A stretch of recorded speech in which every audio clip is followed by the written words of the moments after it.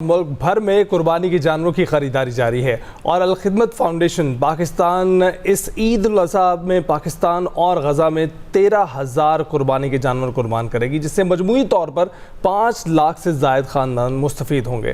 اس پر ہم نے بات کرنی ہے۔ بات کرنے کے لیے ہمارے ساتھ موجود ہیں ذکر اللہ مجاہد صاحب، نائب صدر ہیں الخدمت فاؤنڈیشن کے۔ بہت بہت شکریہ ہمیں جوائن کرنے کے لیے۔ کیسے ہیں آپ سر؟ جی اللہ کا شکر۔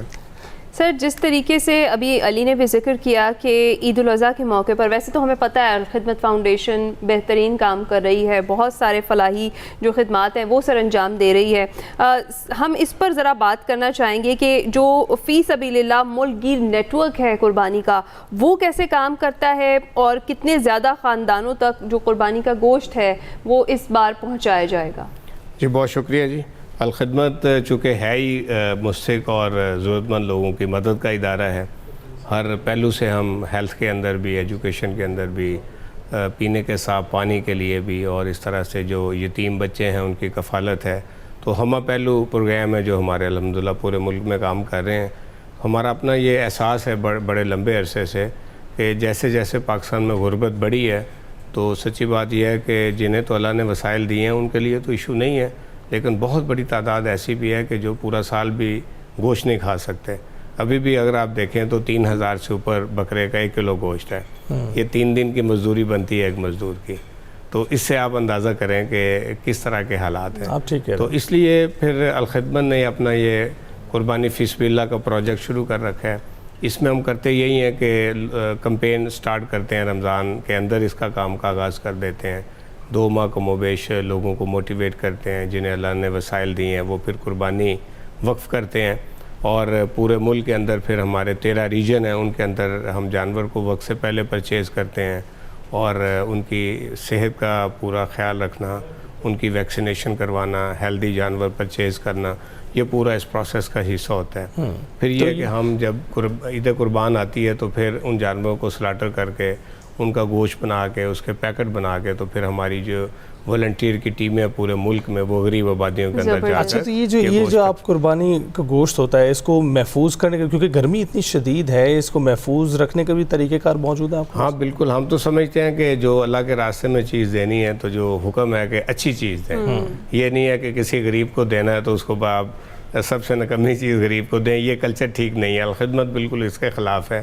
ہم تو اللہ کا شکر ہے کہ وقت سے پہلے جانور پرچیز کرتے ہیں، ان کی ویکسینیشن کرواتے ہیں، ڈی وارمنگ کرتے ہیں، پیٹ کے کیڑے اور اس طرح کی چیزیں، اور اس کے بعد پھر ہم نے یہ بھی بندوبست کیا ہے، خاص طور پہ یہ گرمیوں کے سیزن میں، پچھلے چند سالوں سے گرمی شدید ہے، ہم سلاٹر ہاؤس بک کرتے ہیں۔ پاکستان کے جتنے سلاٹر ہاؤس ہیں، کراچی میں، لاہور میں، پنڈی میں، جو گوشت ایکسپورٹ کرتے ہیں، تو وہاں پہ یہ پورا بندوبست ہے۔ وہاں مکینیکلی یہ پورا سسٹم ہوتا ہے، کھال مکینیکلی اتاری جاتی ہے، اس کے پیسز بنتے ہیں، پھر ان کے پاس فروزن یونٹ ہوتے ہیں جس میں -50 تک ٹمپریچر، -50 تک، تو یہ گوشت ہم اس میں ڈال دیتے ہیں۔ یہ 24 آور گوشت وہاں پہ بالکل برف کی مانند یہ جم جاتا ہے۔ پھر چلر گاڑیوں کے ذریعے سے ہم اس کو موو کرتے ہیں غریب بستیوں کے اندر، آبادیوں کے اندر، تو وہ 8 سے 10 گھنٹے تو اس گوشت کو پھر میلٹ ہونے میں لگتے ہیں، تو اس لیے وہ محفوظ طریقے سے، اور ہائیجین کا بھی پراپر خیال رکھا جاتا ہے۔ جب سلاٹر ہاؤس بک ہوگا، میکینیکلی سب کچھ ہو رہا ہوگا۔ اچھا، قربانی کے نظام کو مؤثر بنانے کے لیے بھی جو الخدمت فاؤنڈیشن ہے خصوصی سافٹ ویئر بھی متعارف کروایا ہے،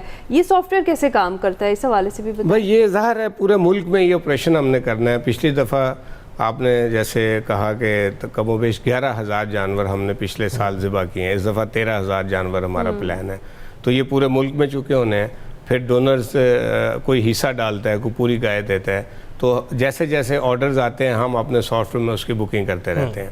پھر سافٹ ویئر سے ٹیگ نکلتے ہیں، ایک گائے جب پوری ہوگی تو اس کو ٹیگ الاٹ ہو گیا، اس کے ٹیگ کے اندر اس کے شیئر ہولڈر کا نام آ گیا، تو یہ گائے پھر موو کرے گی، ملک کے جس حصے میں بھی جائے گی وہ اپنے ٹیگ کے ساتھ جائے گی، اور ہمارا جو رپورٹنگ سافٹ ویئر ہے وہ اس کو ٹریک کرتا رہے گا کہ اچھا یہ گائے نمبر 100 ہے، یہ سندھ کے فلاں گوٹ میں پہنچ گئی ہے، اس کا ٹیگ لگا ہوا ہے۔ پھر ہم نے اس میں یہ بھی متعارف کروایا ہے کہ اپنے جو ڈونر ہے اس کے اعتماد کے لیے، وہ اعتماد تو الخدمت پہ کرتے ہیں، لیکن ہم سمجھتے ہیں کہ ان تک اس کی رپورٹ جانی چاہیے، تو پھر ہم اس جانور کی 3 تصاویر تو کمپلسری ہیں، اس کے ٹیگ کے ساتھ اس کی لائیو تصویر، پھر اس کے ذبح ہونے کی تصویر، اور اس کے بعد پھر جو گوشت ڈسٹریبیوٹ ہو رہا ہے اس جانور کا تو اس کی تصویر، یہ تینوں چیزیں پھر ہمارے پاس سافٹ ویئر میں آتی ہیں، اور یہ ہم اپنے ڈونر کو پھر رپورٹنگ بھی کرتے ہیں. پورا میکینیکل سسٹم ظاہر ہے اسی کی وجہ ہے کہ الحمدللہ لوگ الخدمت پہ اعتماد بھی کرتے ہیں. اچھا یہ بتائیے گا کہ پاکستان میں تو یہ آپ کے آپریشنز ہیں، غزہ میں بھی آپریشنز موجود ہیں، اور وہاں پر تو ہم دیکھ رہے ہیں فلوٹیلاز کو جانے کی اجازت نہیں مل رہی ہے. کس طرح سے ممکن بنا پاتے ہیں آپ وہاں کی سرحدی پابندیوں کے باوجود؟ بس غزہ میں تو ظاہر ہے میں سمجھتا ہوں اس وقت تو دنیا کے جو مستحق ترین لوگ ہیں وہ غزہ کے لوگ ہیں، جن کے گھر تباہ ہو گئے ہیں، ان کے پاس تو بیٹھنے کی جگہ بھی نہیں ہے. خیموں میں آپ دیکھتے ہیں، آپ لوگ ہی تصاویر دکھاتے ہیں کہ ملبے کے اوپر وہ بیچارے ایک خیمہ سے لگا کے تو بیٹھے ہوئے ہیں، خوراک وہاں پہ نہیں ہے، پانی نہیں ہے. تو الخدمت تو وہاں پہ ہمہ پہلو کام کر رہی ہے. ہم وہاں پہ ہاٹ میل جو ہے پکا پکایا کھانا وہ مسلسل جب سے یہ غزہ کا ایشو بنا ہے وہ تقسیم کر رہے ہیں. پینے کا پانی وہاں پہ ہم نے دیا ہے. اسکول ٹینٹ اسکول وہاں پہ بنائے ہیں. باقی ظاہر ہے یہ جانا مسئلہ تو ہے امداد، لیکن جو بین الاقوامی ادارے ہیں، ریڈ کریسنٹ ہے، UNO کے ادارے ہیں، تو ایک ان کے ذریعے سے ان کے لیے امداد تو بھرل جا رہی ہے. تو اس لیے الخدمت نے بھی پاکستان کے جو ادارے ہیں جس میں NDMA ہے، PDM ہے، ان کے ساتھ مل کے، اور ادھر سے ریڈ کریسنٹ ہے، UNO کے ادارے جن کے ساتھ ہم آلریڈی کام کر رہے ہیں پاکستان کے اندر بھی، تو ان کے ذریعے سے ہم مسلسل وہاں پہ امداد بھیج رہے ہیں. قربانی بھی ہم پچھلے 2 سال بھی ہم نے قربانی کی، غزہ کے اندر بھی کی، اور اس کے بعد کائرو مصر میں کی جو غزہ کے وہاں پہ آئے ہوئے مہاجرین، اور اس کے ساتھ پھر ہم نے وہاں پہ کمپنیوں سے بات کر کے تو قربانی کو ریڈی ٹو ایٹ میٹ میں کنورٹ کر کے ٹین پیک بنا کے تو وہ بھی ہم نے وہاں بڑی زبردست چیز ہے اور بہترین کاوش ہے آپ کی. بہت شکریہ ذکر اللہ مجاہد صاحب، آپ ہمارے ساتھ موجود تھے. اور جناب الخدمت جیسی فاؤنڈیشنز ہوتی ہیں جو ہماری ہی خدمت کر رہی ہیں، جو انسانیت کی خدمت کر رہی ہیں، نہ صرف پاکستان میں، پاکستان سے باہر بھی، اور خاص طور پر جس طرح سے بھی ہم غزہ کا ذکر کر رہے تھے، قابل تحسین ہے وہاں کے لیے جو خدمات کی جا رہی ہیں، جس طرح سے ایڈ پہنچائی جا رہی ہے بڑی مشکل صورتحال میں بھی. تو آپ لوگ بھی ایسی جو فاؤنڈیشنز ہیں ان کو سپورٹ کیجئے، کیونکہ ہم سب کا فائدہ ایسی ہی فاؤنڈیشنز اور ایسے ہی اداروں کو سپورٹ کرنے میں ہے، کیونکہ ہم اپنی آخرت سنواریں گے. اسی کے ساتھ ہم ایک بریک پر جائیں گے.